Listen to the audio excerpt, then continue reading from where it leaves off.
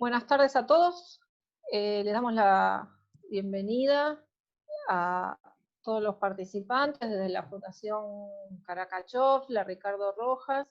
Estamos contentos del panel que tenemos hoy. Vamos a tener el placer de escuchar seguramente voces y propuestas muy amenas para todos aquellos que estamos dentro del radicalismo. Estas personas que hoy nos convocan tienen un objetivo en común, que es hacer un radicalismo fuerte, con propuestas también positivas, con una crítica constructiva, y por lo tanto con protagonismo en el espacio político de la Argentina y sobre todo de la provincia de Buenos Aires. Así es que para no hacer mucho, no tomar mucho tiempo, ya que son 4 expositores, les digo cómo vamos a hacer el mecanismo. Va a hablar el doctor Casela, primero, que bueno, todos lo conocemos bien, ha sido diputado nacional, ministro de Trabajo, y ha acompañado al gobierno del doctor Raúl Alfonsín, y también ha sido candidato a gobernador de la provincia de Buenos Aires. Luego va a darnos la palabra la licenciada Carla Carrizo, también diputada nacional, y con un trabajo muy fuerte por los nuevos espacios de la mujer en el radicalismo y en la política. Luego va a hablar Gustavo Pose, ¿sí? Que todos sabemos es intendente de la ciudad de San Isidro. Y luego Federico Storani, que también ha sido diputado nacional, ha tenido una gran trayectoria también durante el gobierno del doctor Alfonsín, ministro del Interior, y también en todo lo que fue la militancia universitaria. Así es que la idea es que todos hablen unos 15-20 minutos, ya que son 4 expositores, y luego preguntas, algunas preguntas dentro del horario, cómo vayamos manejando el horario, ¿sí? No sé si está Sergio Guerrieri por ahí, que nos quería acercar unas palabras. Si no, ya le pasamos la palabra al doctor Casela. ¿Lo encontrás, Marcelo? Ahí tiene audio, Sergio. Bueno, Sergio. ¿Qué tal? Buenas tardes. Bueno, un gusto y realmente importante esta participación para que tanto Carla como Casela, Storani nos puedan clarificar el nuevo escenario que estamos viviendo en la Unión Cívica Radical de la provincia de Buenos Aires. Me parece destacable trabajar y militar para que tengamos la opción de tener una nueva conducción en la provincia de Buenos Aires. Me parece importante dejar en claro que militamos en un radicalismo que tiene una concepción netamente nacional y popular al lado de la gente, plantear que no compartimos puntualmente ese escenario en donde nos quieren llevar algunos dirigentes que alguna vez nos plantearon que teníamos que ser parte de un partido Cambiemos, y pretenden claramente que seamos una línea interna dentro de ese frente. Yo estoy convencido de que con el esfuerzo de la militancia, con el esfuerzo del trabajo local, territorial, y convenciendo a cada uno de nuestros amigos, creo que tenemos una oportunidad histórica para que nuestro radicalismo, el de la provincia de Buenos Aires, esté más fuerte que nunca, sea la base de un proyecto de carácter nacional y por sobre todas las cosas, militar y convencer, que es lo que más nos gusta a los radicales, y demostrarnos frente a una sociedad que que realmente hoy no nos ve, pero sabemos que cada uno de nuestros amigos que militan en el territorio están compenetrados en esta problemática. Simplemente para agradecer a todos los que se hicieron presentes, agradecer a quienes entienden la política como vocación de servicio y convencidos de que tenemos un futuro al cual debemos trabajar y lograr el objetivo que buscamos. Simplemente para eso, y agradecer a cada uno de los amigos que se han presentado en este Zoom, ¿no? Bueno, gracias, Sergio.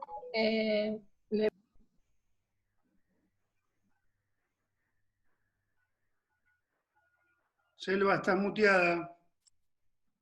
Bueno, no, solamente para pasarle la palabra al doctor Casella. Ah, listo. Gracias, Sergio. Hachi. Buenas noches a todos, gracias por la invitación. Este es un encuentro de la sección tercera de la provincia de Buenos Aires, pero también frecuentado por muchos correligionarios y amigos que no pertenecen a la sección y que han tenido interés en compartir esta reunión con nosotros. Por lo tanto, les agradezco a todos los que quieren participar.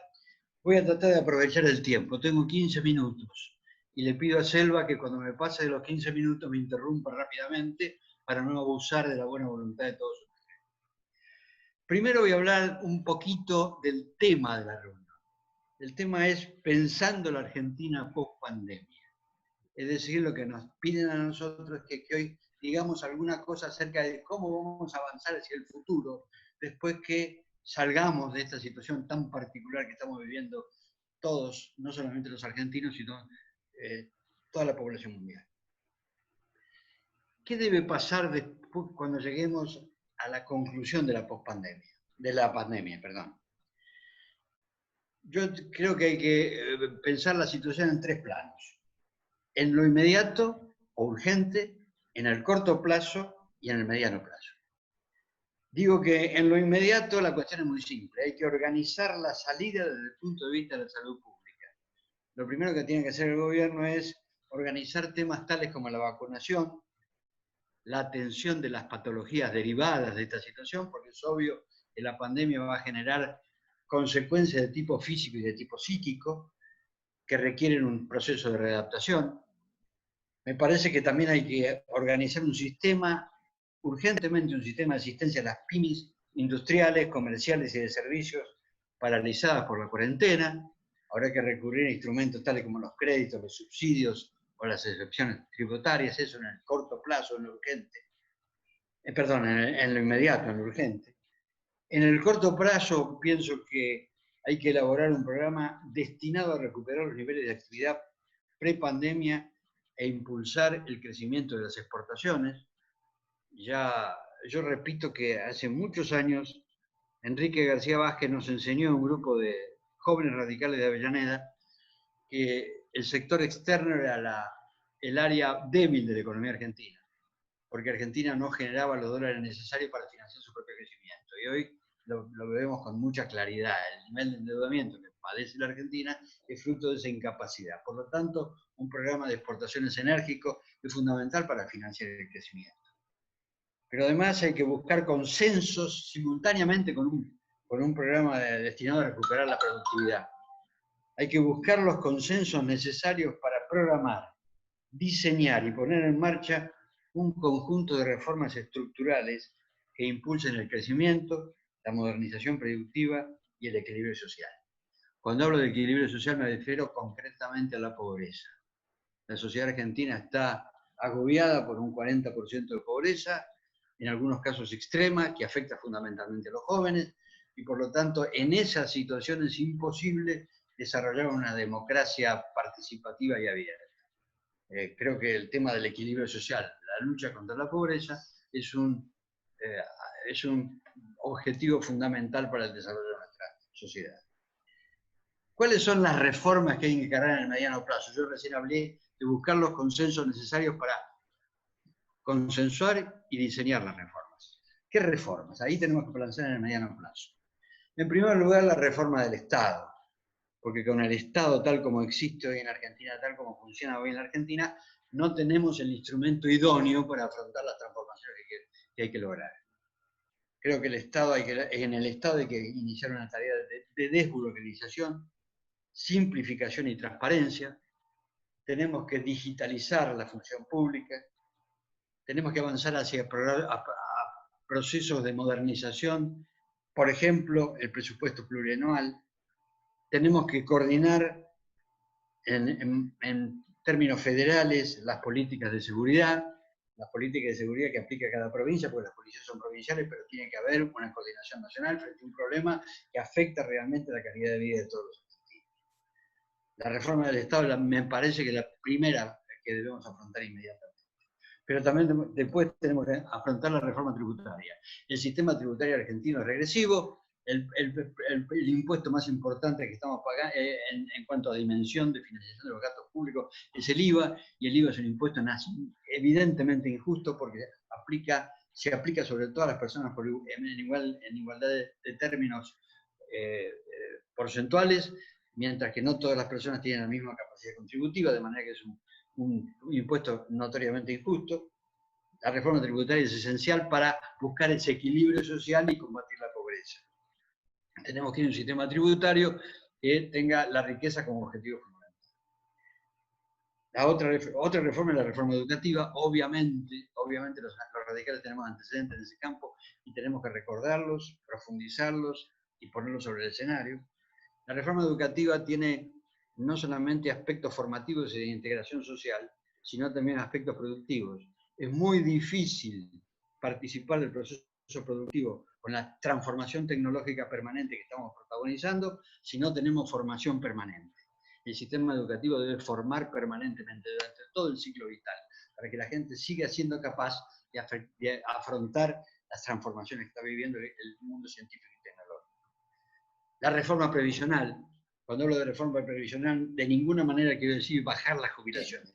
Sí, lo que quiero decir es buscar la sustentabilidad financiera del sistema para asegurarle a la gente mayor la posibilidad de recibir los ingresos que le pertenecen. Tenemos que actualizar la legislación laboral. Y acá también hago una aclaración. Actualizar la legislación laboral no significa desproteger, sino todo lo contrario. Actualizar la legislación laboral significa adaptar la legislación a las nuevas formas de ejercicio del trabajo. Esta pandemia ha puesto sobre la mesa la necesidad de cierta forma de trabajo, el trabajo del hogar, por ejemplo, que no está regulado, o que si está regulado lo está insuficientemente e incorrectamente. Por lo tanto, la modernización del sistema de relaciones del trabajo, sin desproteger al trabajador, es una necesidad fundamental para acompañar el proceso productivo. Tenemos que avanzar hacia una reforma del sistema de salud. Las limitaciones de este momento puestas en evidencia por la pandemia demuestran claramente las insuficiencias de un sistema de salud que absorbe muchos recursos, pero no presta servicios en proporción a los recursos que absorbe. Tenemos que desarrollar, diseñar y desarrollar y aplicar una política demográfica y territorial que nos permita reequilibrar la ocupación territorial argentina, superar el tema de la urbanización anárquica que hemos vivido durante los últimos 150 años. Esto nos ha llevado a problemas tales como los problemas sociales que vemos hoy en el AMBA. Y por lo tanto una política demográfica y territorial es fundamental para rediseñar desde el punto de vista espacial al país. Tenemos que avanzar hacia un sistema de planificación participativa e indicativa. El último gran planificador que tuvo la Argentina fue Roque Carranza. Roque Carranza supo desarrollar una política de previsibilidad notoria a partir de bases científicas. Argentina ha dejado de tener un sistema de planificación desde que Roque Carranza desapareció. Y por lo tanto, hoy hay que recuperar un camino que implica, por dos lados. Por un lado, la previsibilidad del desarrollo futuro, pero esa previsibilidad es diseñada de manera democrática y participativa, y al mismo tiempo que no sea una planificación hecha de arriba para abajo, sino que sea indicativa, que permita que los factores económicos y sociales se adapten a ella naturalmente. Me parece que por ahí pasan las cosas que hay que hacer en la medida urgente, en el mediano plazo, en el corto plazo y en el mediano plazo. Pero lo que tenemos que debatir es que existen en la Argentina de hoy las condiciones políticas e institucionales necesarias para aplicar este tipo de diseño. Y a mí me parece que tenemos una debilidad fundamental. La debilidad consiste en dos aspectos de la realidad política. En primer lugar, el sistema político argentino ha perdido representatividad. Es notorio que la gente en general no cree, no tiene confianza en el sistema de partidos. No sé si es un problema de confianza. Me parece que en alguna medida es un problema de confianza y en otra medida es un problema de insignificancia, de no presencia. La no presencia afecta fundamentalmente a la Unión Cívica Radical. El radicalismo ha sido un actor central del sistema político argentino desde 1891 hasta hace poco tiempo atrás. Esa importancia determinó que mucha gente dijera que el radicalismo siempre le importó a la sociedad argentina, incluso a quienes no lo votaban, porque formaba parte del escenario político, porque era una organización que estaba a disposición de la gente y con la que la gente contaba la votase o no la votase. Lamentablemente, en los últimos años el radicalismo ha perdido presencia, ha perdido influencia, al perder influencia perdió poder. Y cuando digo que perdió poder, me refiero a una visión del poder que no es la del poder formal, no es la del cargo. El poder que hemos perdido es el poder de influir sobre las decisiones sociales. Los grandes dirigentes de este partido, aun cuando no tuvieran cargo, influyeron sobre las decisiones sociales. Influyó sobre la sociedad argentina Levenson, que solamente tuvo 3 meses de una condición de diputado constituyente. Influyó sobre la democracia argentina claramente Crisóbal Larralde, que fue 1 año y medio concejal en Avellaneda y nada más. Pero fue el autor del artículo 14 bis, que es una proclama de política social. Influyó de manera determinante Ricardo Balbín, que nunca pasó de diputado nacional, que fue expulsado de la Cámara. Influyó de manera determinante Raúl Alfonsín durante lo que yo considero sus mejores años, que fueron los años corridos entre el 76 y el 83, cuando Raúl Alfonsín se convirtió en uno de los más esforzados, sacrificados y valientes defensores de los derechos humanos.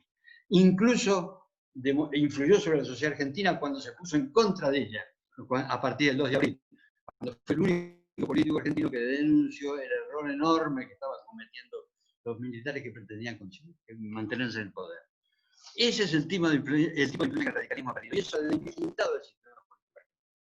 Hoy la sociedad se moviliza sin convocatoria política, sin convocatoria partidaria.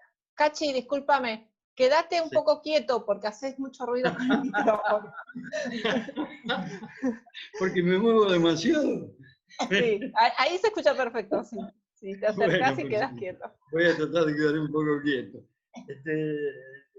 Digo que recupero lo que estaba diciendo.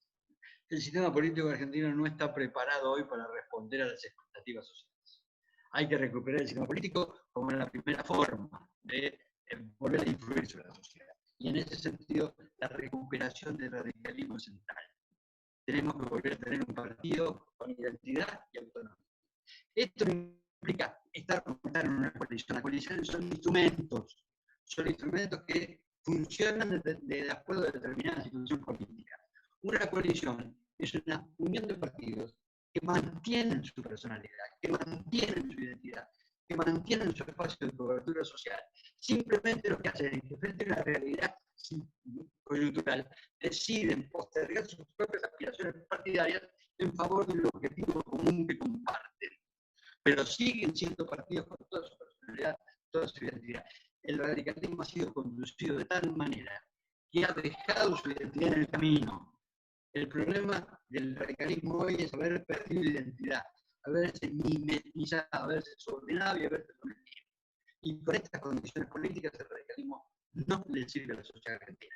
Tampoco le sirve a la coalición, porque ni previene errores, ni hace propuestas, ni corrige los errores que se pueden cometer.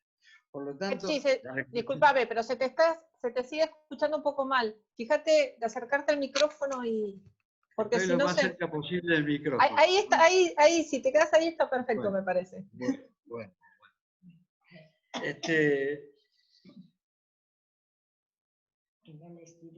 Perdón, porque si no es una pena. Una de las cuestiones que creo, a la que quiero apuntar cuando hablo del radicalismo consiste en su capacidad de diseñar propuestas de transformación social. Esa es la trayectoria histórica de la Unión Cívica. Siempre digo, y voy a reiterar hoy, que el radicalismo nació para ampliar los derechos del pueblo. Sus grandes gestiones desde el punto de vista histórico tuvieron ese sentido. Fue Alem el que habló de la defensa de los desposeídos, es decir, incorporar a los desposeídos. Fue Irigoyen el que luchó por el sufragio popular, es decir, el pueblo decidiendo su propio destino.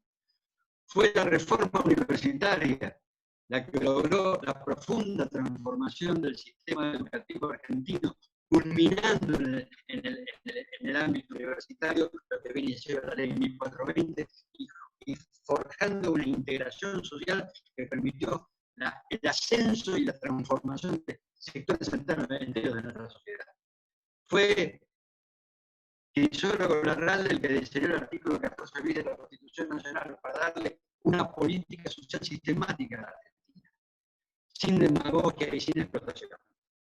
Fue Ricardo Colvin el que buscó la unión nacional. Recuerden la frase, hay que pasar los puentes del amor propio, superarse a sí mismo, dijo Colvin, superarse a sí mismo para buscar la integración de la sociedad argentina. Fue Raúl Alfonsín el que reconstruyó el Estado de Derecho a partir de la democracia participativa. Fue Raúl Alfonsín el que terminó con la tutela militar. Esas fueron las facetas del proceso histórico de la Unión Cívica Radical, siempre ampliando los derechos del pueblo, siempre buscando la mayor participación. Eso tenemos que volver a hacer. Así le serviremos a la sociedad argentina, así cumpliremos nuestro destino histórico, así superaremos esta etapa de congelamiento ideológico que estamos viviendo. A mí me ponen los pelos de punta, discúlpenme la vulgaridad de la expresión, escuchar a dirigentes que dicen que vamos a tener más concejales, más senadores, más diputados y más intendentes, sin decir para qué queremos los intendentes, los diputados, los senadores y los gobernadores. Si no tenemos políticas de fondo, ¿para qué nos sirven los representantes cuando dejamos de representar al hombre común? Por eso, amigos, creo que es bueno hablar de qué vamos a hacer después de la pandemia.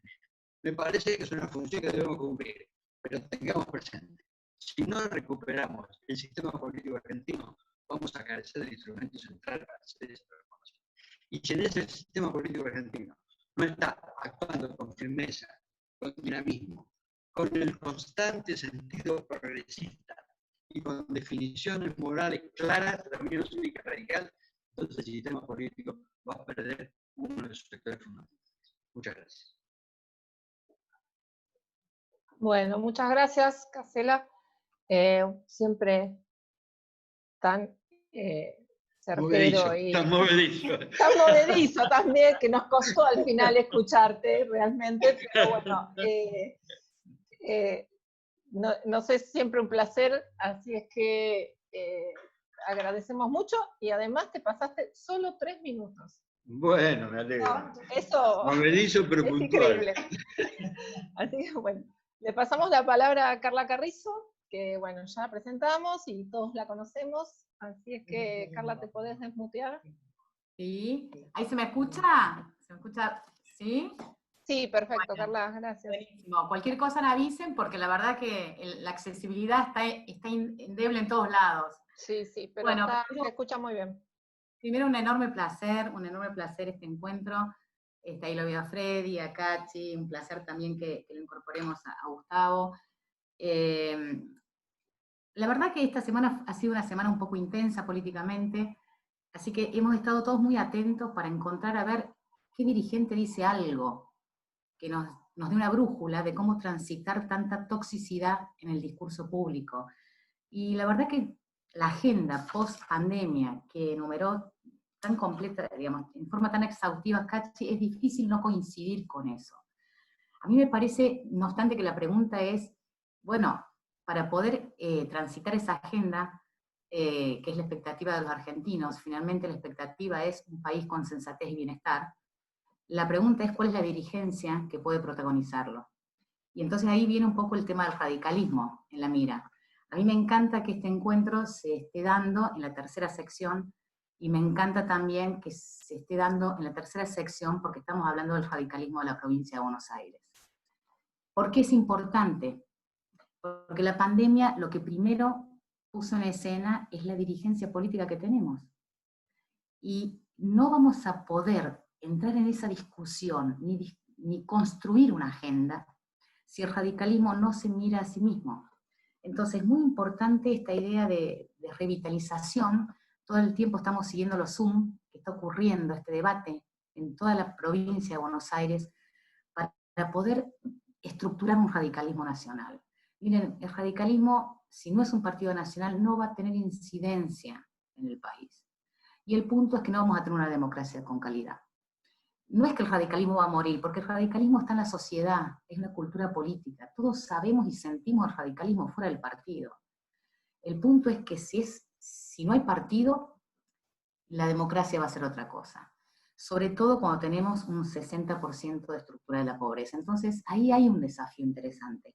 ¿Por qué es muy estimulante lo que está ocurriendo en el radicalismo de la provincia de Buenos Aires? Porque la verdad que no era estimulante lo que se decía de la provincia de Buenos Aires. El radicalismo, la verdad, ¿qué se decía? ¿Qué le ofrecíamos? ¿Cuál era la oferta que le hacíamos a los radicales de la provincia?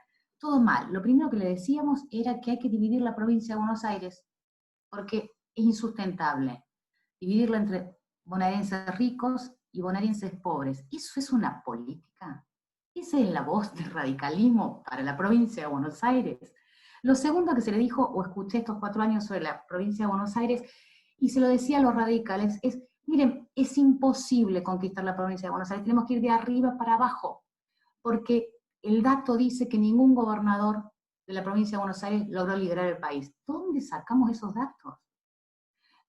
¿Cuándo fue que nos convencieron que para poder nacionalizar el partido teníamos que abandonar y abdicar de la territorialidad de la provincia de Buenos Aires? Insólito, recién lo decía Cachi. ¿Cuándo el radicalismo fue potente en términos nacional? Cuando tenía líderes que tenían territorialidad. Balbín, Raúl Alfonsín, y después Duhalde, y después Cristina. ¿Por qué tiene tanto poderío Cristina? Porque logró tener territorialidad en la principal provincia del país. Claro que el territorio importa. Pensar una modernización impuesta no es modernizar un partido, es neutralizar el potencial de un partido que pueda transformar. Entonces a mí me encanta esta impronta, este debate de volver a tener un partido con territorio. Miren, los partidos políticos que inciden, y el radicalismo fue uno que incidió, porque el radicalismo, el objetivo del partido no es tener diputados, ni es tener concejales. El objetivo del radicalismo es gestionar la presidencia. Este es un partido presidencial que nació con esa ambición, y esa fue la pelea contra Dimitri y Alem. No queremos diputados, queremos la presidencia de la nación. Es aspiracional. Estaba absolutamente neutralizada en la principal provincia del país. Entonces, un radicalismo que recupere 3 cosas en la provincia: votos, identidad, políticas y cargos, es necesario, pero no al revés.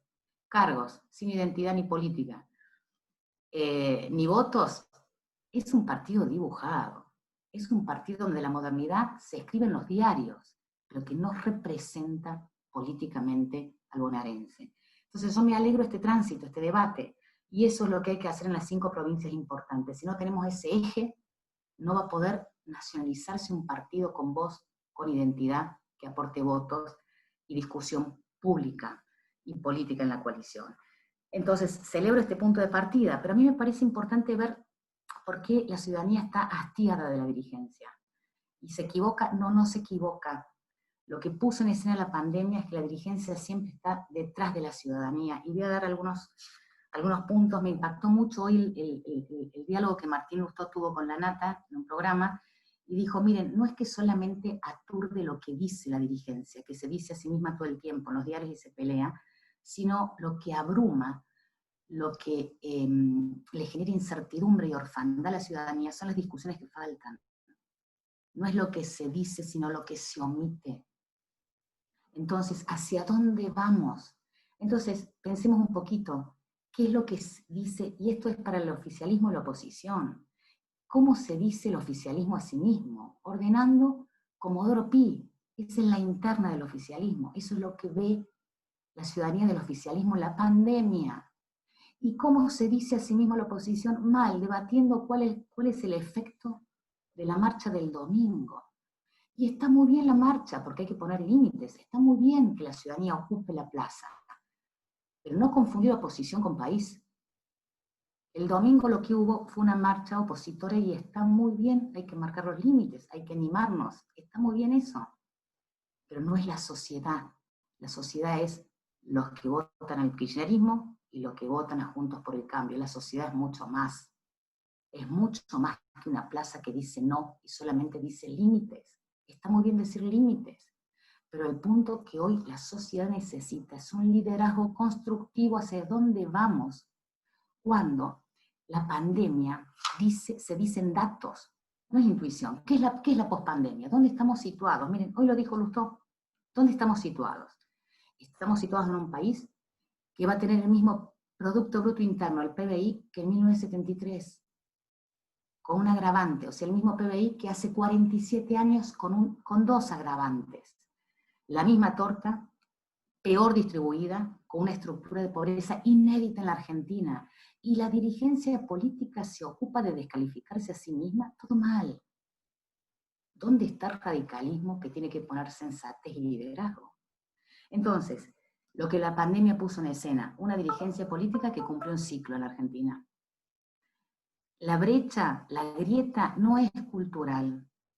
La grieta, la enorme grieta que hay, es el abismo entre la dirigencia y lo que representa en la sociedad. Los privilegios, claro que hay que mirar el Estado, la política tiene que mirarse a sí misma, entonces ese es un punto que ¿quién puede liderar eso? ¿Dónde está el radicalismo? El radicalismo lo tiene que hacer, porque lo hizo, porque ya lo hizo, no es la primera vez. La pregunta es si va a tener la ambición necesaria para poder hacerlo esta vez. Y entonces, miren, la ciudadanía está muy herida y está muy desgastada, y la verdad que acá hay que liderar con confianza, no con enojo. Si solamente lideramos con el enojo, no construimos democracia. Si vamos solamente a capitalizar el enojo, entonces no vamos a hacer ni el 41 ni el 51. Y entonces acá desmitifiquemos dónde estamos situados. Miren, cuando se dice somos el 41, somos el 51, no. ¿Cuál es el discurso de la oposición? Somos el 41, somos el 51 y luchamos contra la hegemonía. Dos mitos. Primero, los votos se encuentran en las urnas, no en la calle. No nos confundamos, porque tenemos que tener una buena lectura para poder representar bien. El domingo no es el 41 ni el 51, y les voy a explicar por qué. Nosotros hoy estamos Juntos por el Cambio y tiene un núcleo duro, el famoso 30% del voto no peronista, pero eso no nos da la competitividad presidencial. Lo que hizo grandes radicalismos que pudo interpretar la sociedad, no lo que es a sí mismo. Entonces necesitamos poder representar el elector medio, la clase media, que es la que le da competitividad. No es verdad que hay hegemonía política en la Argentina. Miren, la única certeza que dicen los datos es que lo que determina la competencia presidencial en la Argentina es la alta volatilidad que hay. Cualquiera puede ganar, el punto es quién puede gobernar. Entonces, claro que tenemos que volver a pensar el país, porque nosotros tuvimos 4 cosas. El gobierno de Cambiemos tuvo mucho poder, y no pudo consolidar un proyecto de estabilidad y desarrollo. Miren, 4 cosas hay que tener en la Argentina para poder tener gobernabilidad: el control de la calle, el control de los medios, el control del Parlamento y fondos. Y los tuvimos, pero no generamos país. ¿Hicimos bien o hicimos mal? Hicimos mal, lo que nos falta es dirigencia. Entonces el radicalismo no puede abdicar de sí mismo. El PRO es un gran aliado, es un partido nuevo que le dio a la política un montón de cosas que el radicalismo se olvidó. Un partido que abrió, que volvió a traer la clase media y está muy bien. Ahora, ¿quién va a pensar el país? Entonces estamos en la disyuntiva de moderados y radicalizados. Miren, las democracias no funcionan con radicalización. Las democracias que funcionan bien y generan sensatez y desarrollo son gente que está en el centro. Entonces no nos confundamos los radicales, no hagamos digamos, de la ebullición una propuesta, porque eso dura para ganar una elección, pero no construye país. Y ya no hay margen, ya no hay margen. Entonces, a mí me parece que aquí la primera tarea es reconstruir la dirigencia política en la Argentina, y el radicalismo tiene que hacer un enorme cambio dirigencial, tiene que mirarse a sí mismo. Las nuevas generaciones, miren, yo siempre digo, no hablemos más de los sub 40, porque son poquitos, si los tenemos que contar es porque no los representamos bien. A mí me preocupa el padrón sub 18, porque es la sexta provincia importante del país. La sexta, tan importante como Mendoza. ¿Cuál es la épica que el radicalismo le está ofreciendo a esa generación? A esa generación que en 4 años ya tiene 22. ¿Cuál es?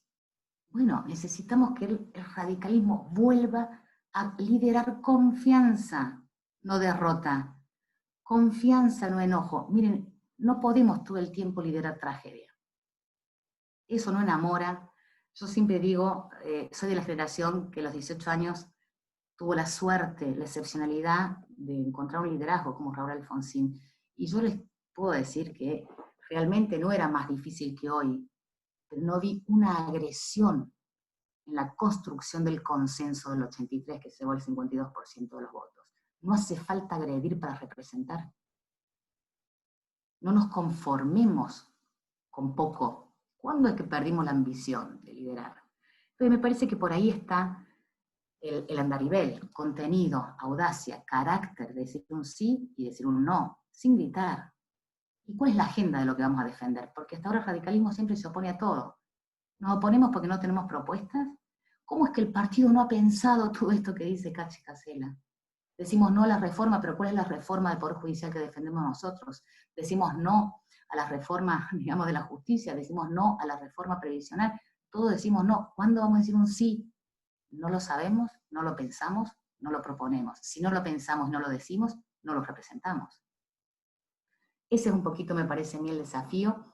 Tenemos muchísimos líderes de primer nivel, creo que los tenemos que posicionar, y ese me parece que es el desafío de nuestra generación, darle esa confianza para que este partido sea un partido como fue en esa generación que a mí me motivó, en ese trayecto que tenemos muchos de los radicales que estamos aquí, ¿no? Abuelo irigoyenista, padre balvinista, hija alfonsinista. La nueva generación tiene que encontrar sus propios nombres. No puede ser ni alfonsinista, ni balvinista, ni frondicista, ni irigoyenista. ¿Cuáles van a ser las palabras que representen esta generación de radicalismo? Yo quiero escucharlas. No es la que estuvieron en la plaza. No es el movimiento en contra de. Debe ser el movimiento a favor de. ¿A favor de qué? ¿Cuáles son las banderas de ese radicalismo positivo de este siglo XXI? Bueno, yo tengo mucha confianza. Veo a los jóvenes, veo a los adolescentes. Son mucho más sagaces, pero están esperando un partido que no termina de ofrecer un proyecto de confianza. Entonces me encanta que estemos construyendo, pensar el país en forma inteligente, como dijo Cachi. Miren, no hay que pensar solamente en una cuestión, la economía, tenemos que pensar en los factores de desarrollo.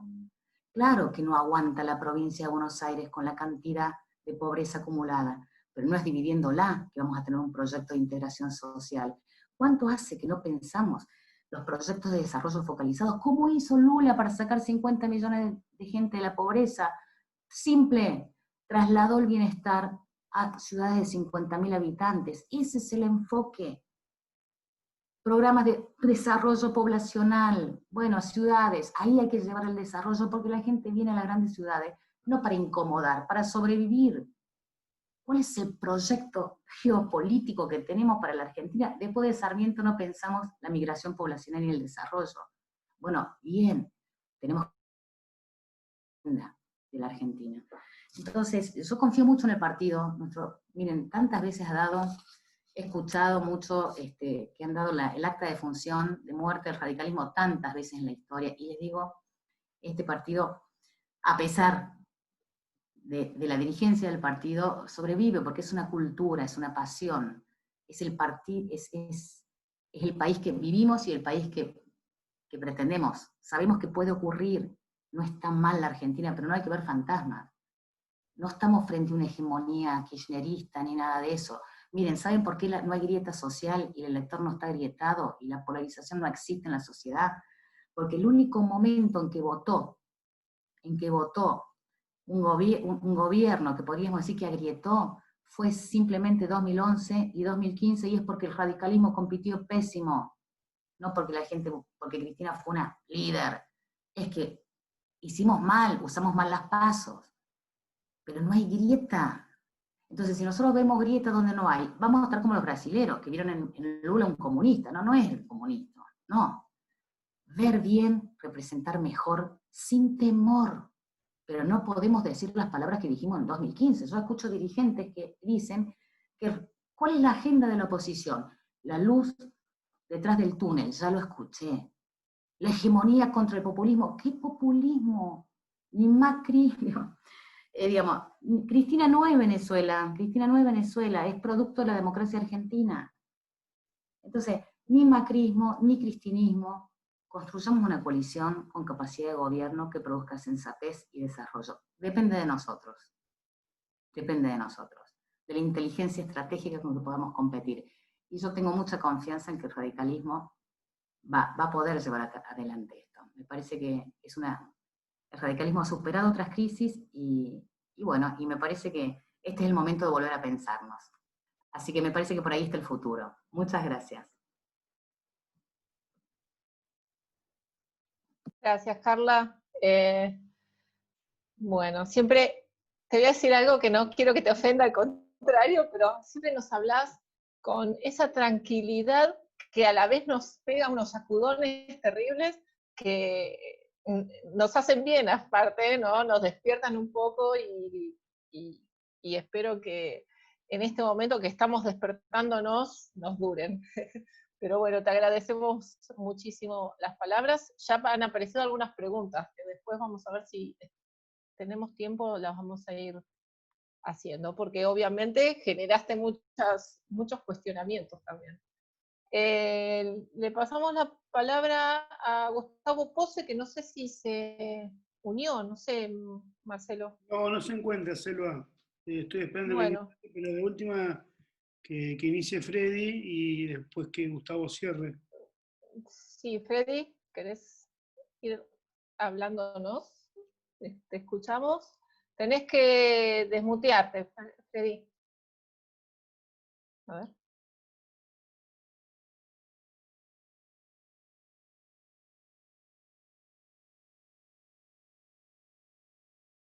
No, no se te escucha, Freddy, no te desmuteaste.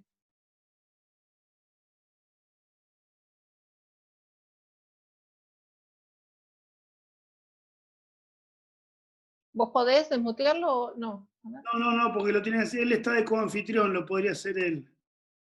A ver, acá, no puedo yo.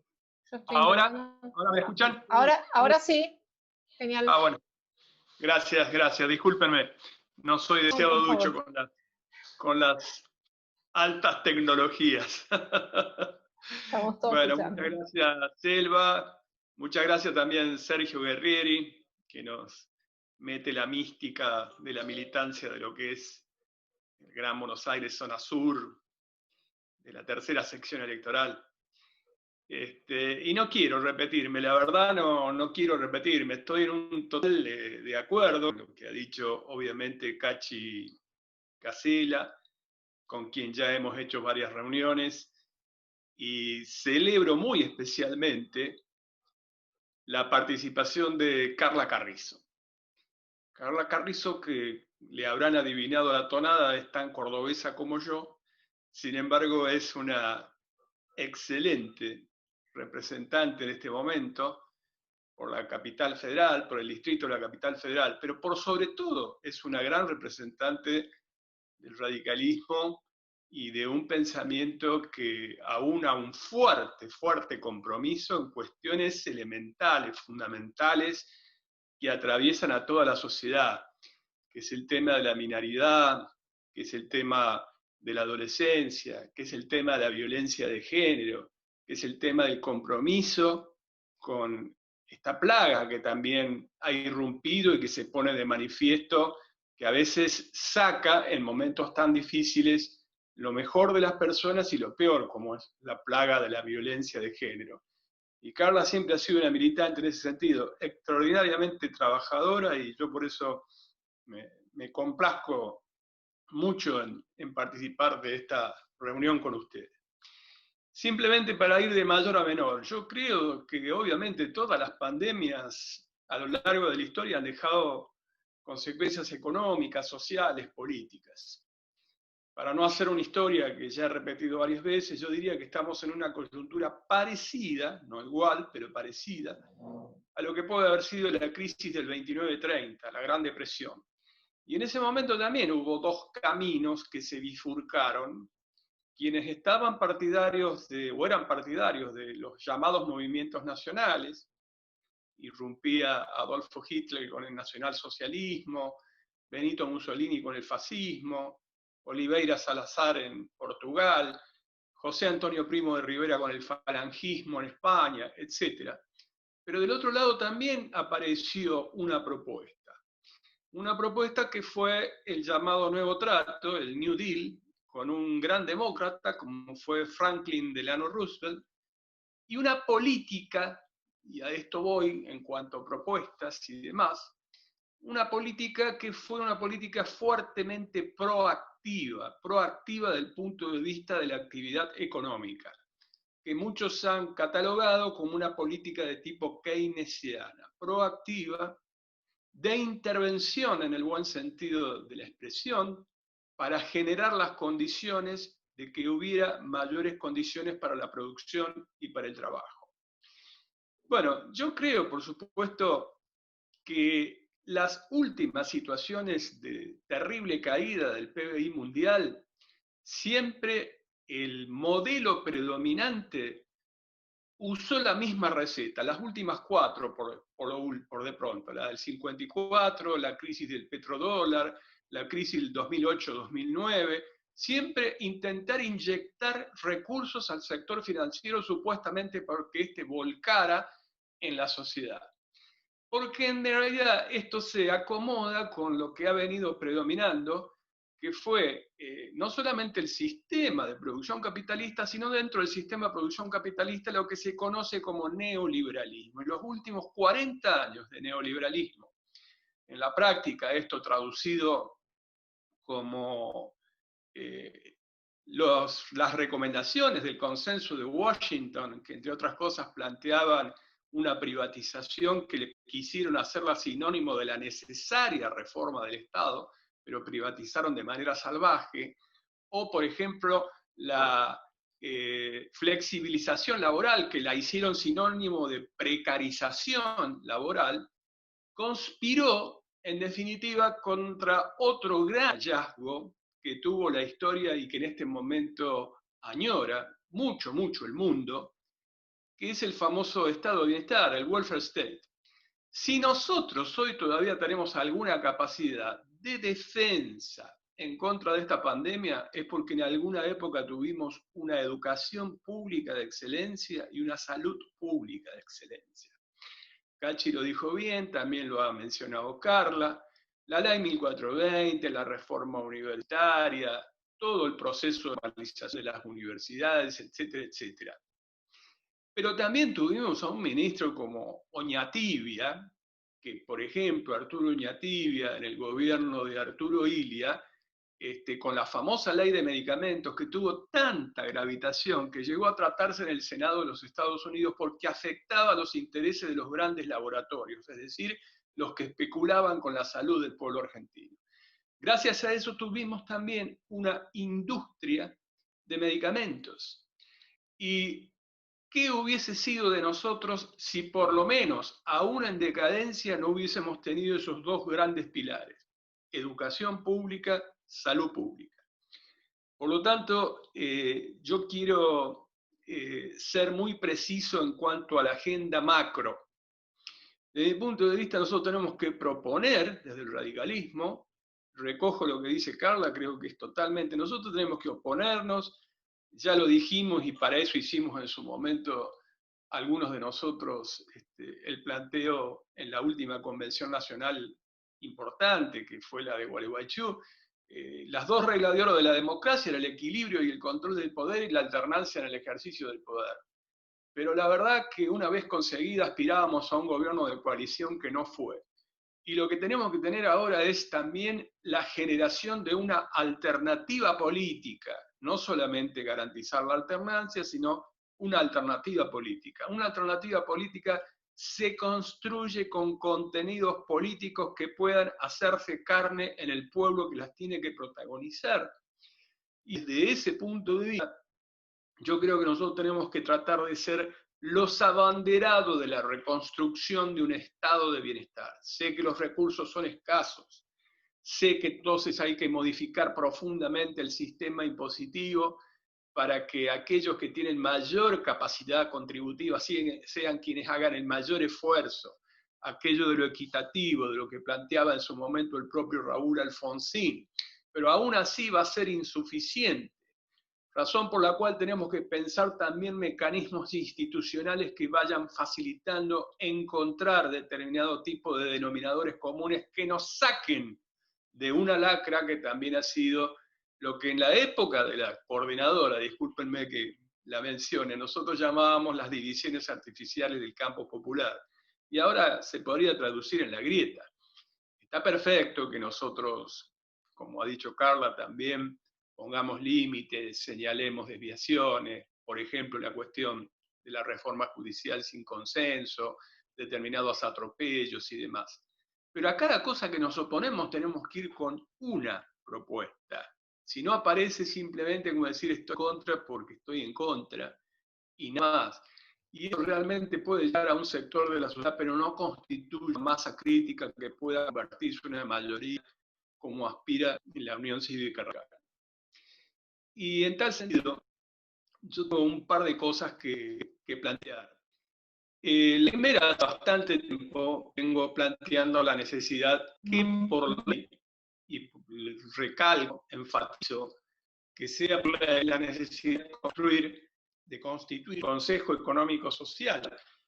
Bueno, un Consejo Económico Social que siente a los sectores del trabajo, de la producción, de las universidades nacionales, de los diferentes grupos religiosos, de los nuevos actores sociales, para que con mucho trabajo vayan encontrando denominadores comunes que se conviertan en política Estado. Eso se requiere. Así salieron muchos otros países en momentos de crisis extraordinaria. Fíjense que el propio Pedro Sánchez en España habla de reproducir los pactos de la Moncloa, porque ubica un tiempo histórico, post-pandemia, parecido al de aquella época. Otro punto que yo quiero resaltar, fue también tocado tanto por Cachi como por Carla, es el tema de la planificación indicativa. Si está bien, si se nos impide hablar mucho de intervencionismo, planifiquemos, indiquemos qué sectores pretendemos favorecer democráticamente. Y yo creo que un punto central es la descentralización de los grandes centros urbanos. El tema de la aglomeración en los grandes centros urbanos correspondió a otra realidad económica política, cuando producían migraciones del interior en la búsqueda de la quimera de un mejor nivel de vida. Yo pregunto algo elemental. ¿Hoy se encuentra, por ejemplo, en el tercer cordón o en el segundo cordón del Gran Buenos Aires mejores condiciones de vida? Absolutamente no. Existe una situación de mayor degradación. Las mega ciudades, caso la Ciudad de México, caso San Pablo, caso El AMBA, se convierten también en un lugar de fermento de enfermedades sociales, por la falta de infraestructura, por el hacinamiento, por la promiscuidad, etc.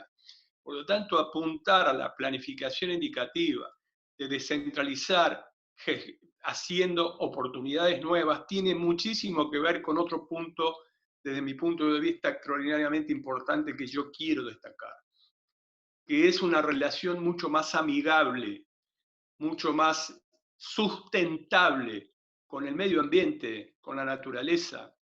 Un gran especialista en este tema, como es David Harvey, llama que la segunda naturaleza, la primera naturaleza es la que nos está dada, digamos, la que nos fue dada y nosotros hemos ido depredando. Y la segunda naturaleza es la que hemos construido. Resulta que esta segunda naturaleza está destruyendo la primera naturaleza, que es nuestro hábitat. 40 años de neoliberalismo significó un extractivismo salvaje, no regulado, que pone en peligro la propia casa, como se ha dicho muchas veces, donde nosotros vivimos. Vamos a tener de manera recurrente nuevas pandemias, porque es casi consecuencia de lo que es mucho más que el cambio climático.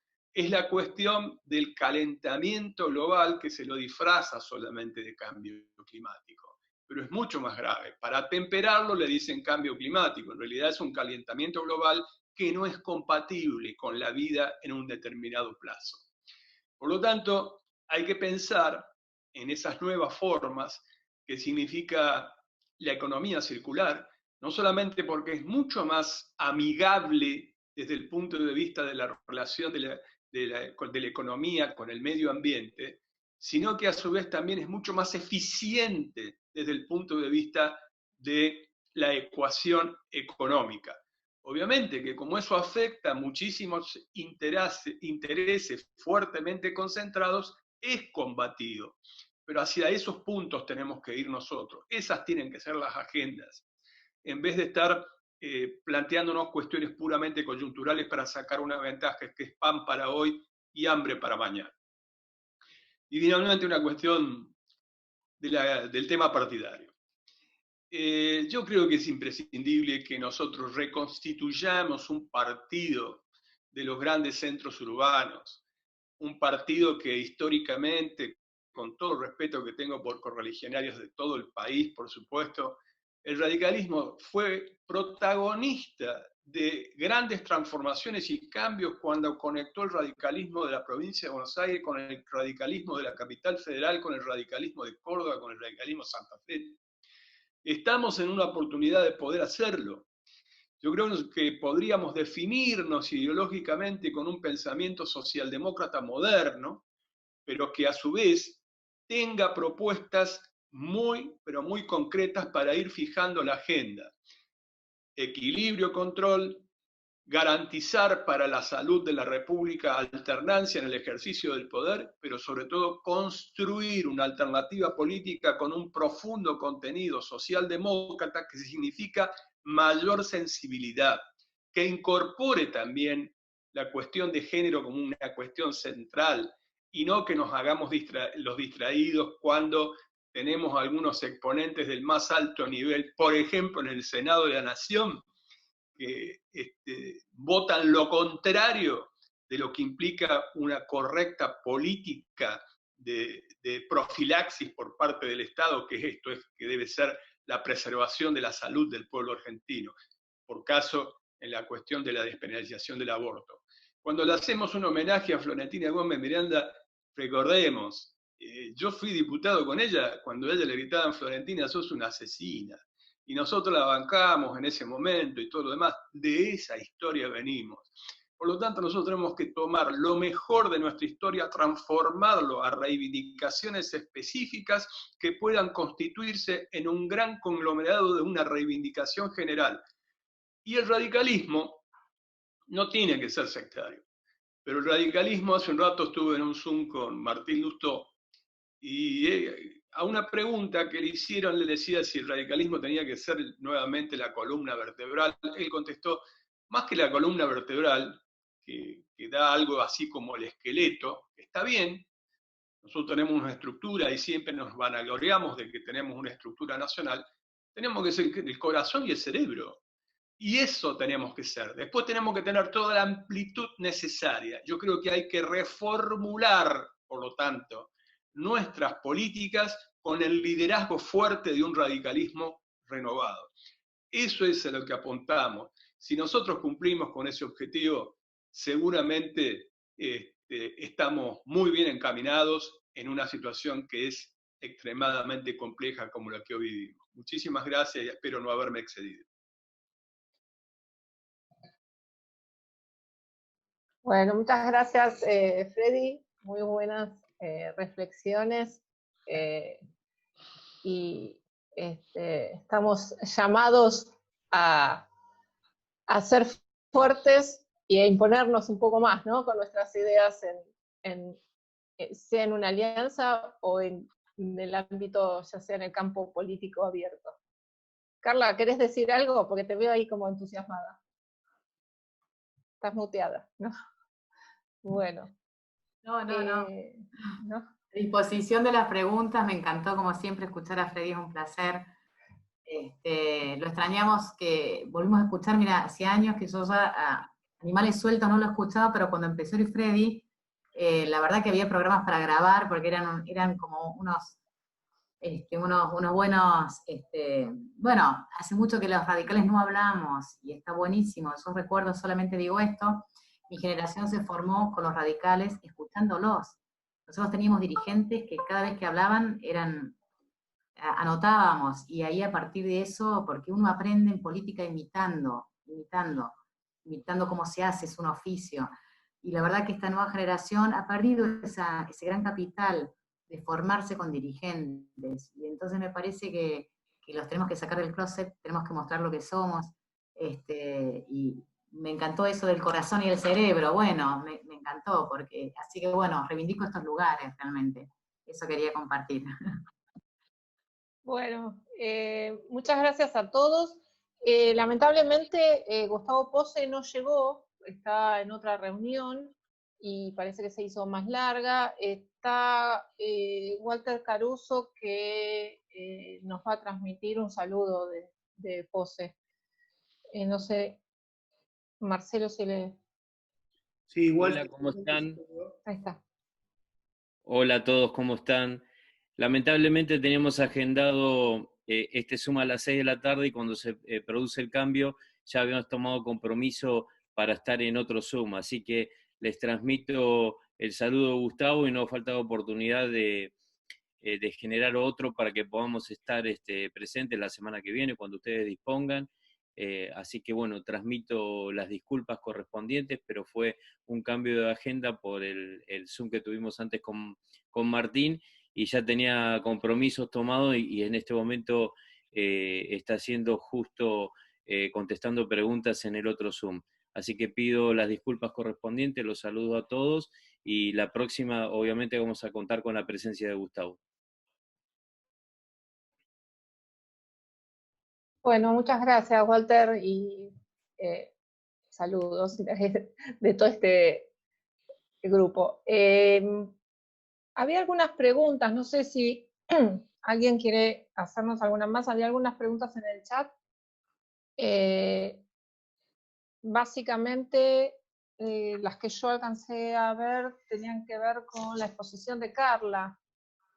Vamos a tratar de hacerlas rápido para que no se haga tan largo. Y Héctor Esquiza preguntaba, desde Punta Indio, nos preguntaba a Carla, básicamente, que hablaste de los distritos del conurbano, sobre la regionalización. ¿Qué opinabas sobre la regionalización? Y también, si parte de tu exposición, esto lo preguntaba Sergio Castro, tenía que ver que había que romper con que tu exposición nos llevaba a una ruptura con el PRO. Así, muy directo fue la pregunta. Eso por ahora, y después vamos pasando más preguntas. Y ahí no sé si vos, Marcelo, tenés alguna más para... Tengo dos personas que levantaron la mano, que son Gerardo San Martín y Héctor Zavala. Así que pedimos a ellos que anoten la pregunta en el chat y la leeremos. Y también José. Bueno, genial. Acá hay también algunos. No sé, Carla, si querés responder ahora. Sí, perfecto. Respondo ahora muy brevemente. Perfecto. Con respecto a la pregunta de Héctor, el tema de la regionalización en los distritos del conurbano, no, yo creo que, digamos, fue una buena propuesta esta idea de pensar la territorialidad de la provincia de Buenos Aires. Obviamente que Argentina es considerada como uno de los federalismos más distorsivos del mundo. Hay muy pocas democracias presidenciales, muy pocas, pero afectan a millones de personas, por decir Estados Unidos, Canadá, la India, ¿no? Es decir, Australia, Alemania, son las más difíciles de gobernar, pero Argentina lidera la simetría proporcional, digamos, poblacional. Es un caso de federalismo distorsivo. Todos sabemos que la provincia de Buenos Aires es un país dentro de un país, ¿no? Como que Estados Unidos tiene California ¿no? Y en Nueva York siempre son, Brasil tiene, obviamente Río de Janeiro, San Pablo, pero, es decir, y Argentina tiene la provincia de Buenos Aires, un país dentro de un país. Bueno, no era así cuando se pensó. La propuesta que tuvimos fue dividir la provincia de Buenos Aires, pero eso no es posible, no es una solución, es una solución que por ahí está buena pensarla y decirla, pero no, políticamente no va a ocurrir. Entonces, si algo no va a ocurrir, no es una solución. ¿Qué es lo que hicieron? ¿Cómo nosotros tenemos que hacer? Volver a crear esa provincia que no esté sobrepoblada, en el sentido de que haya como una desproporción entre la provincia del interior y el conurbano bonaerense, porque son dos provincias en una. Pero la salida no es dividirla, algo que no va a ocurrir. Entonces, ¿la salida cuál es? La salida es lo que han hecho los países que, como Argentina, tienen estructura de pobreza en los centros urbanos. Uno de los modelos exitosos fue Lula. ¿Cuál es? Bueno, entonces tenemos que tener una estrategia de desarrollo focalizado en el interior. Entonces, ¿por qué viene la gente? ¿Por qué viene la ciudadanía a buscar? Porque había un patrón de desarrollo, porque uno viene a buscar bienestar a la ciudad, porque está peor, aún estando mal en el conurbano. Entonces, el punto es volver a generar proyectos regionales en el interior que sean, digamos, enclaves de desarrollo, muy focalizados. Entonces empieza a generarse la democracia como hábitat, porque lo que se ha perdido ahí, y hemos perdido la perspectiva de que la democracia es un proyecto colectivo de bienestar. Entonces, y lo primero que tenemos que sentir es que la democracia es un hábitat, es un modo de vivir. Y eso lo hemos perdido. Entonces, bueno, lo hemos perdido porque hace años que no pensamos país. Pero lo que digo es, hay experiencias exitosas de que así se ha empezado a hacer. Y así entonces uno empieza a tener un buen vivir, llevando el desarrollo y distribuyendo los incentivos al desarrollo focalizados en áreas que tienen que desarrollarse. Esa Argentina aún no se pensó, y yo creo que hay que pensarla. Bueno, ese era el punto en que me parece que es la salida, ¿no?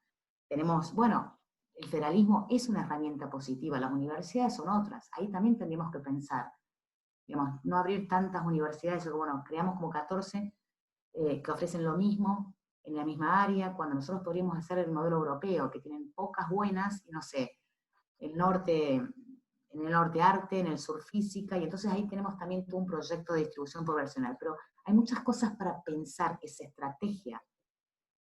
Recuerdo que en el Senado hay una comisión que es población y desarrollo, pero no hay proyectos de este tipo. Bueno, hay que hacer funcionar esa inteligencia de cómo equilibrar territorialmente y poblacionalmente federalismos tan distorsivos como los nuestros. Segundo, no, yo estoy a favor de Juntos por el Cambio, creo que la coalición, y Cambiemos aún con toda su experiencia positiva y los grises que tuvimos, equilibró la competencia presidencial en Argentina. Lo que quiero decir es que tenemos que leer bien, porque si nos confundimos cuando leemos, entonces la verdad que en lugar de tener una estrategia de crecimiento y de consolidación, lo que hacemos es no darle potencia competitiva ni gubernamental a esa coalición. Entonces a mí me pareció muy interesante lo que dijo Freddy, que es lo que nos olvidamos. Lo que hace fuerte una coalición es la identidad diferenciada de los partidos que la componen. Y bueno, hay un montón de cosas que podemos aprender.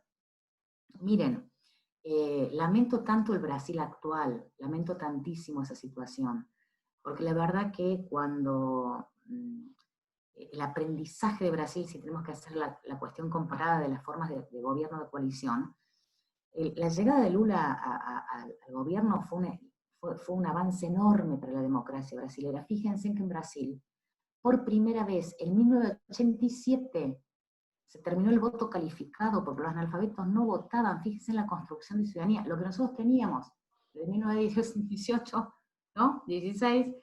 Bueno, entonces, eso fue, y el Partido de los Trabajadores fue el partido más institucionalizado y organizado de Brasil. Fue interesantísimo, porque decidieron competir desde adentro. Es un proceso interesante. Cuando Lula ganó, necesitaba formar coalición con 20 partidos para gobernar. No lo hizo en el Parlamento. Lo llevó el gabinete. ¿Qué gabinete tuvimos nosotros? Bueno, si vamos a tener una coalición desde la cual queremos producir bienestar, tenemos que pensar con inteligencia, no tiene que ser un eslogan. Porque nos quedamos en el eslogan y creímos que si seguimos haciendo lo mismo que hicimos en Cambiemos, que parecía un partido y no una coalición, entonces no aprendemos de lo que hicimos mal. Por eso, ¿cómo vivimos ese ciclo?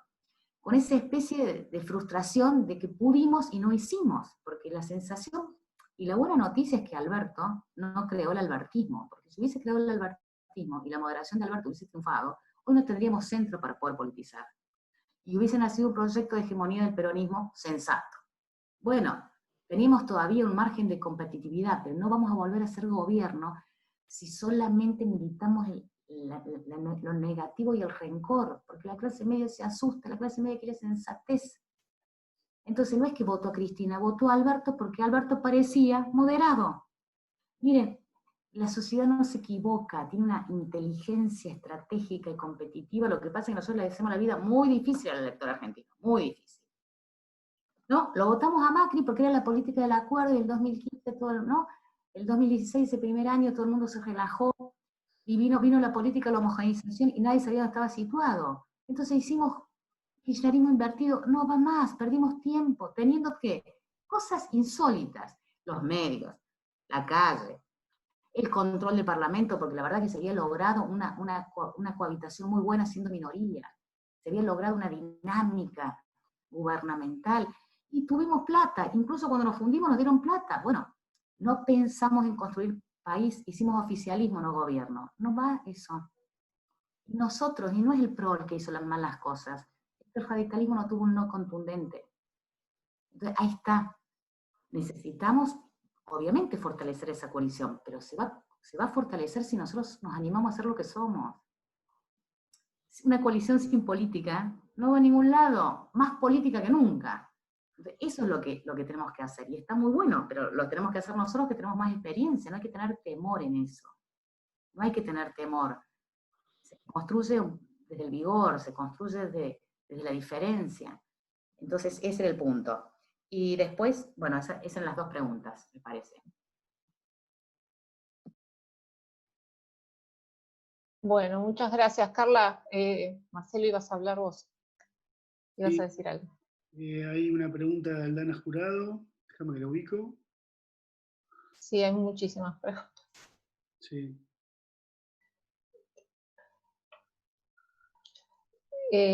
Aldana nos preguntaba, acá la tengo, yo la escribí, ¿qué opinan de la renta básica universal y de su forma de financiamiento? Y había otra pregunta en un sentido parecido, que cuál sería la forma de... ¿qué tipo de desarrollo económico deberíamos buscar?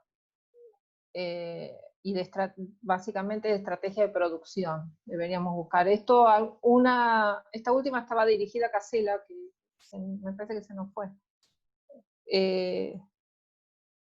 No, me dicen que está conectada, pero no lo puedo ver. Sí. Entonces, tendríamos esas dos que tienen que ver más con la cuestión económica y de desarrollo. ¿Sí? Te tiro una más, así hacemos bloque de 3 y vamos adelantando preguntas. Sí, perfecto. Hay una que hace Alejandro Caviglioni, dice algo sobre la insistencia en la reforma judicial y quiero saber por qué no vamos en contra del DNU. Me cuido, pero reclamo la libertad de circular porque la UCR no dice nada.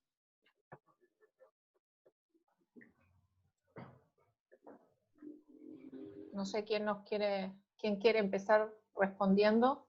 Yo puedo hablar de la... Casela habla. Sí. Quisiera referirme a la asignación básica universal. Nosotros tenemos un antecedente que debemos recordar. Crisólogo Larralde protagonizó un episodio muy importante en la historia social del radicalismo. El primero de mayo en el año 1961. Larralde murió en el 62. En 1961, Larralde dio por Radio El Mundo un discurso conmemorando el Día del Trabajador. En ese discurso desarrolló las bases de la política social de la Unión Cívica Radical. E incluyó una anécdota que es curiosa y que me vale la pena repetir. La anécdota consiste en una entrevista entre uno de los fundadores del sindicalismo norteamericano, que era en ese momento secretario general del gremio del tabaco, y además presidente de la AFL, American Federation of Labor. Y su entrevistado argentino fue Carlos Pellegrini. Fíjense ustedes, Carlos Pellegrini. Es una relación rara, que uno que sorprende.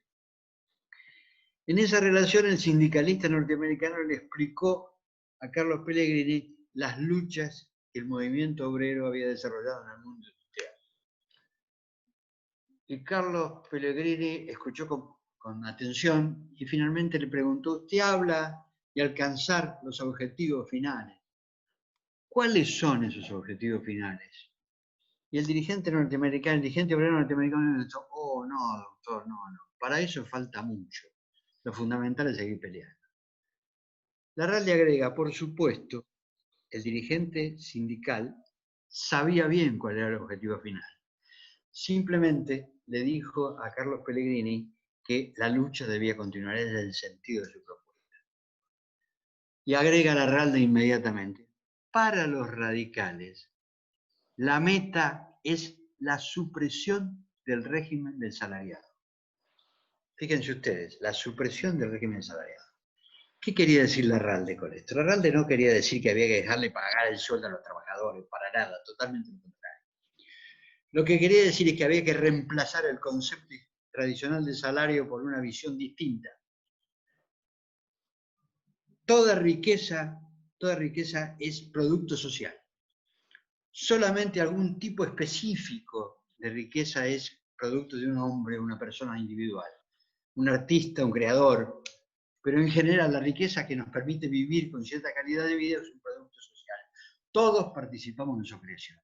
Y por lo tanto, en la medida en que participamos en la creación del producto social, tenemos derecho a participar de ese producto.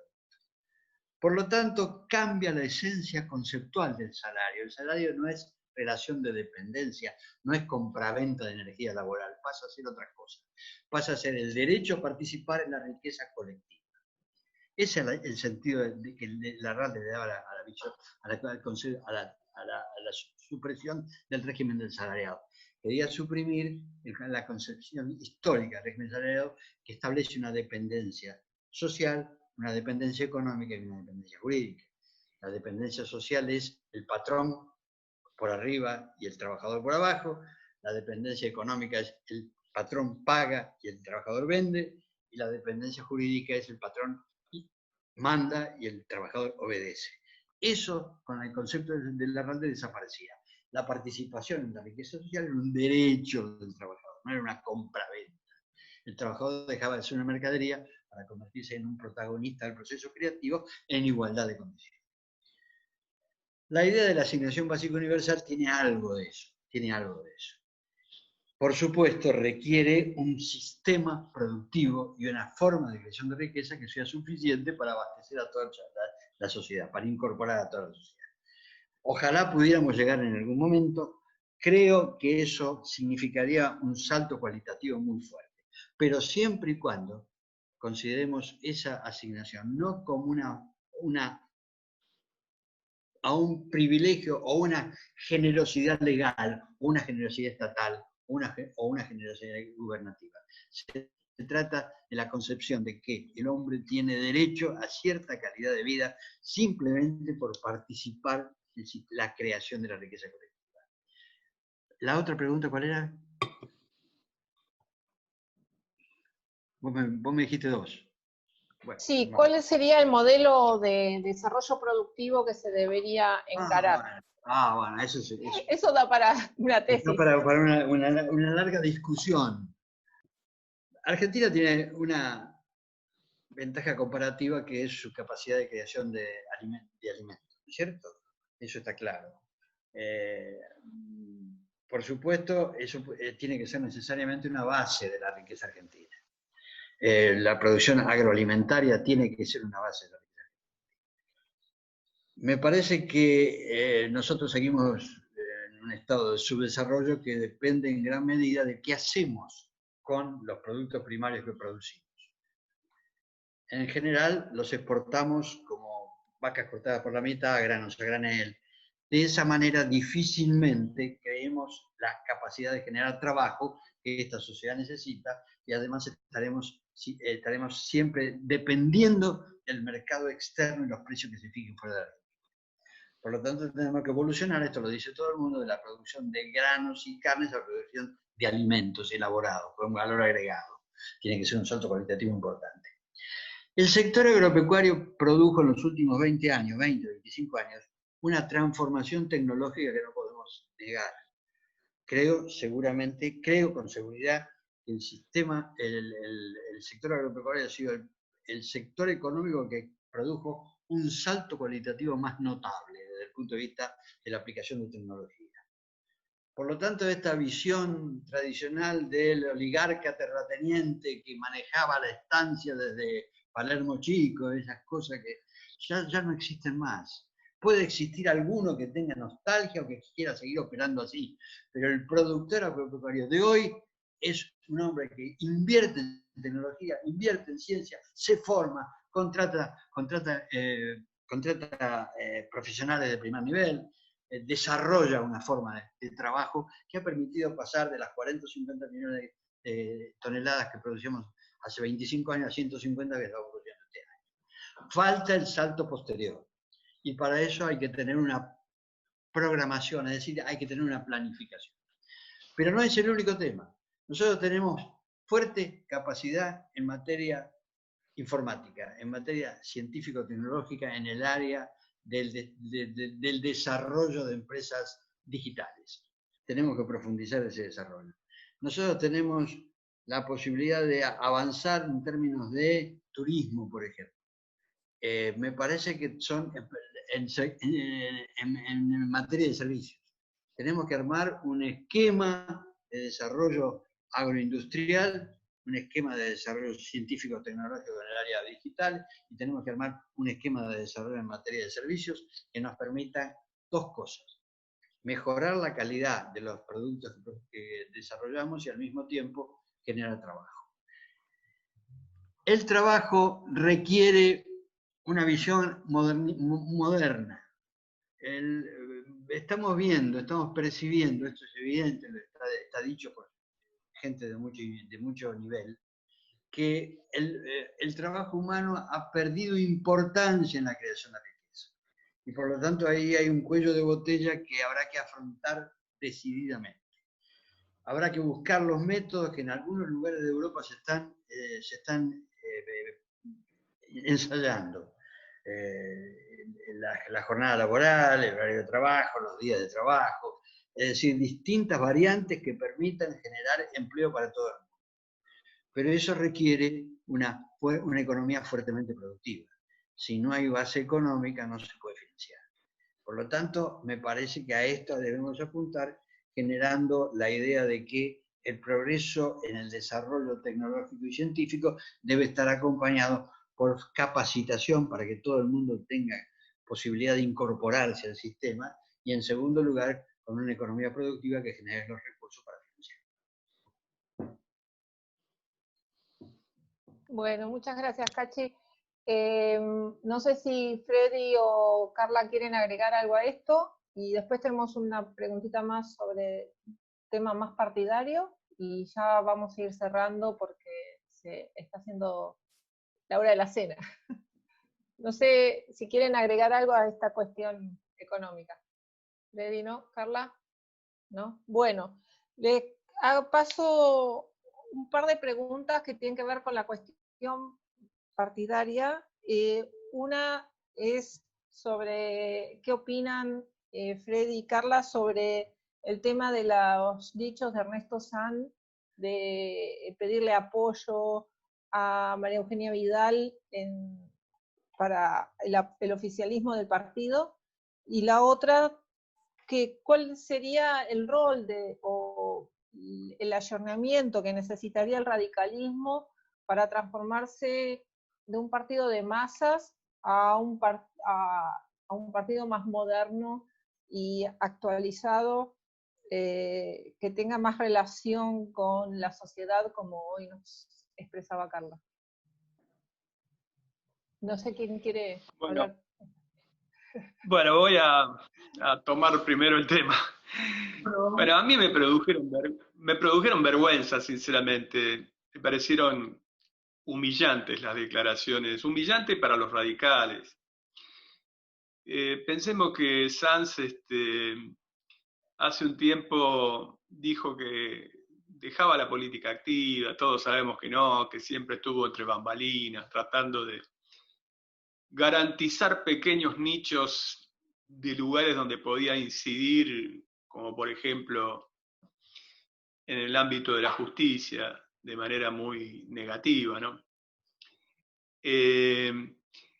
Pero yo llamo solamente la atención, porque Cachi hizo una carta en su momento de respuesta que yo suscribo plenamente. Pero llamo sobre un punto. Se podría aceptar que otro dirigente de otro partido opine sobre una candidatura pública, por el perfil, etcétera, etcétera. Pero nosotros estamos ante la posibilidad de elegir autoridades partidarias. A ver si nos entendemos. Pedirle auxilio, ayuda a un dirigente de otro partido para que se meta en la interna de elección de las autoridades de nuestro propio partido, es el ejemplo más vergonzoso, más humillante de la sumisión, de la entrega y de la indignidad. A mí se me ocurre solo decir eso. No me parece que merezca el mayor análisis.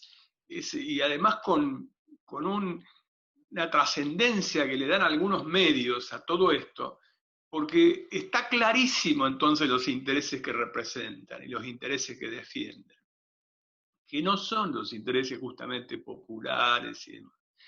Me parece muy indignante. Pero quedó una pregunta que yo quiero hacer de mi amigo Alejandro Caviglione antes, que yo quiero, aunque sea rápidamente, responder. Está clarísimo que no puede haber una reforma judicial sin un amplísimo consenso.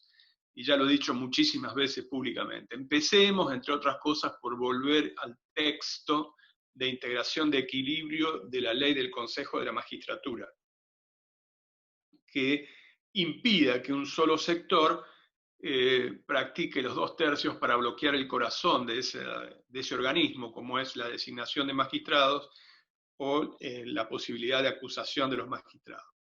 Porque el cuestionamiento principal está en el tema de la justicia federal, donde tramitan las causas principales por cuestiones de corrupción. Y yo creo que en eso nosotros tenemos que ser firmes. Y por supuesto tenemos que buscar el equilibrio entre la preservación de la salud y también la práctica de libertades individuales en cuanto a ejercer la protesta, la manifestación, la posibilidad de las actividades económicas, las actividades industriales, etc. Por lo tanto, en eso también tenemos que ponerlo también por delante en la agenda. Pero, repito, lo de Sanz me parece sencillamente indignante y humillante para cualquier radical.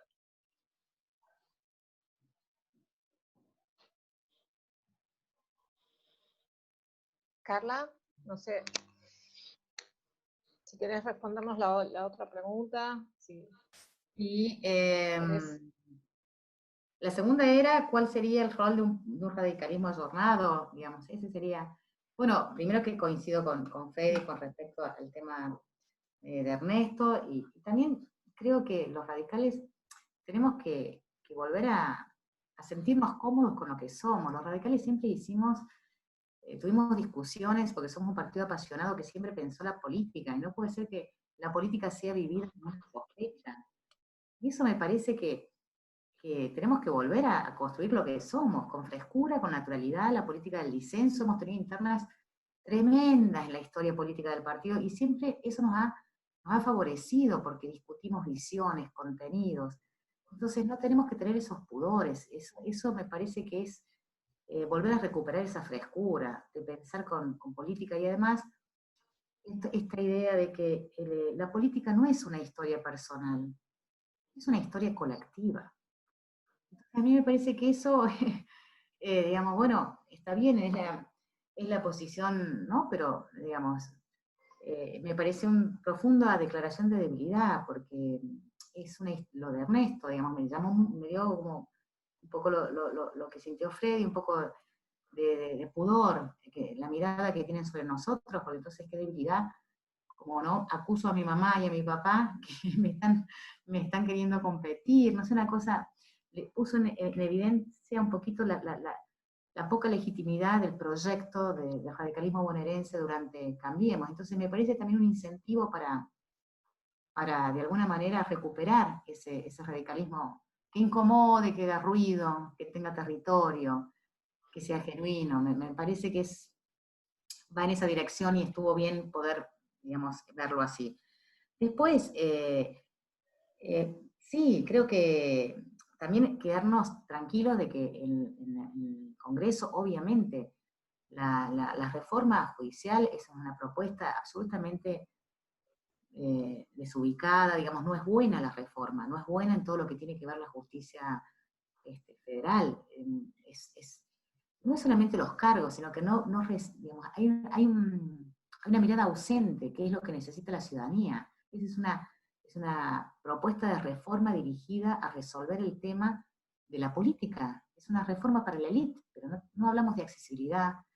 Digamos, y el modo en que se está negociando es peor, porque el consenso se está negociando sobre el clientelismo. Y vamos a abrir un montón de instancias y demás, que es absolutamente, digamos, desmedido. Pero bueno, por ahí va el oficialismo. A mí lo que me parece importante es que el radicalismo tiene que empezar a decir qué defendemos nosotros, porque la verdad que en estos 4 años nosotros tuvimos proyectos, no hablamos del impuesto de ganancia de los jueces. ¿Cómo radicalismo no lo haber planteado? Nos silenciamos 4 años, así que nosotros en Cambiemos no tuvimos una propuesta que liderara de alguna manera la puesta a punto de las instituciones democráticas de la Argentina. Perdimos esa bandera, entonces no es cuestión de defender la república sin defender las reformas. Porque la república como está, las instituciones como están, no están funcionando bien. Entonces, lo bueno es decir, bueno, esta reforma no, porque esta es nuestra reforma, pero hoy no la tenemos diseñada. Un poco lo que decía Fred. Entonces me parece que es muy bueno esto de mirarnos, si el kirchnerismo o el gobierno o el oficialismo nos pone propuestas, saber que nosotros tenemos una mejor, porque tenemos argumentos para representar mejor. Ese es el punto, y lo tuvimos siempre, tuvimos una mirada, recién hablábamos de educación.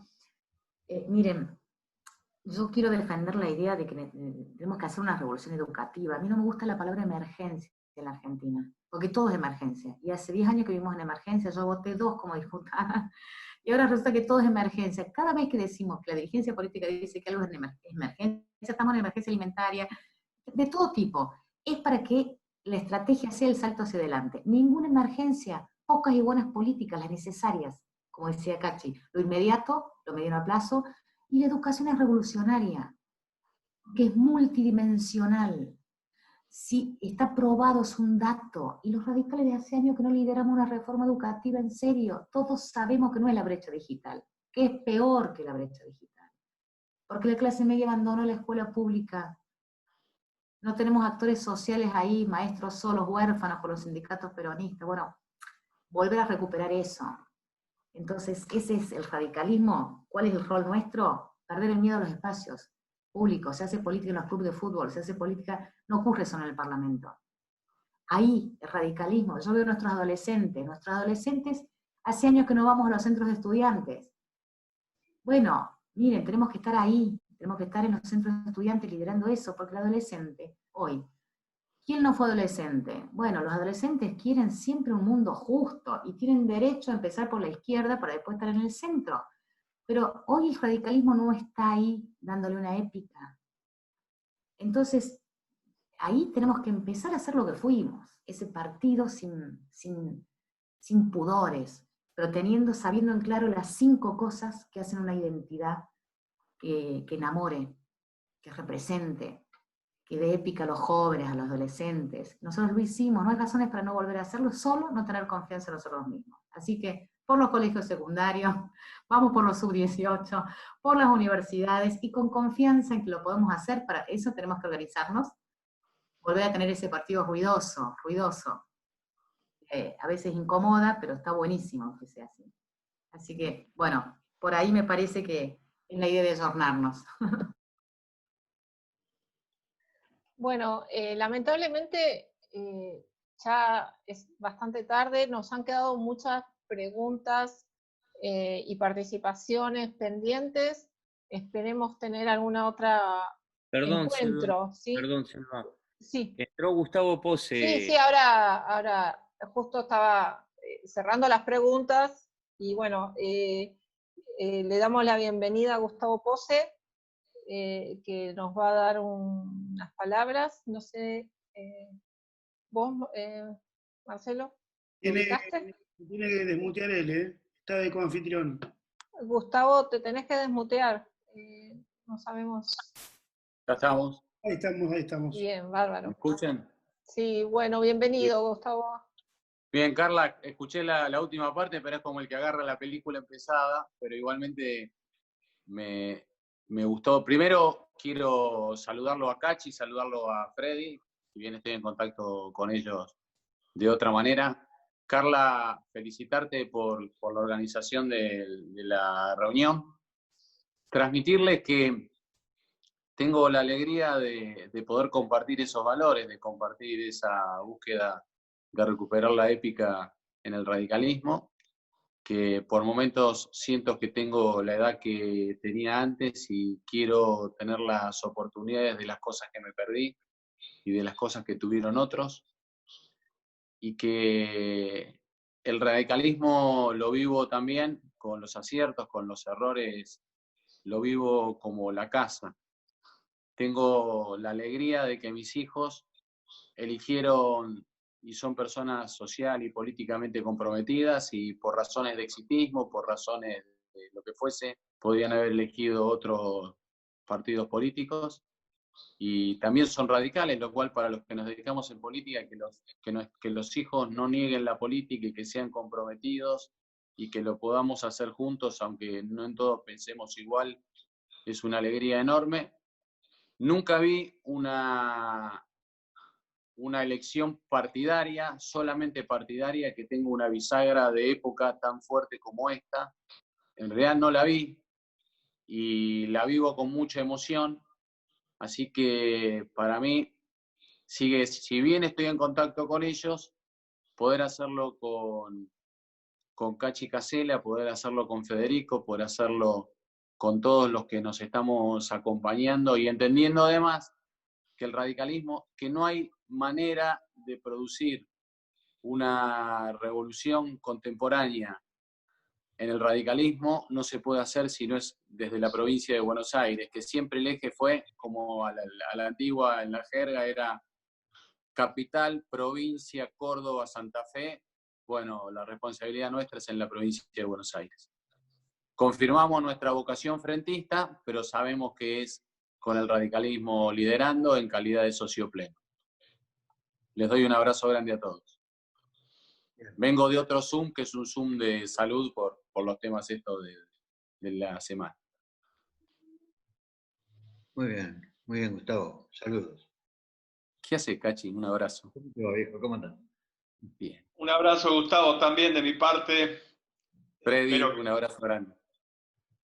Yo quiero decir que Gustavo ha logrado en su gestión el equilibrio que tanto se reclama entre preservar la salud y mantener activo, fuertemente activo, el sector comercial e industrial. Me consta porque parte de mi familia vive en ese país.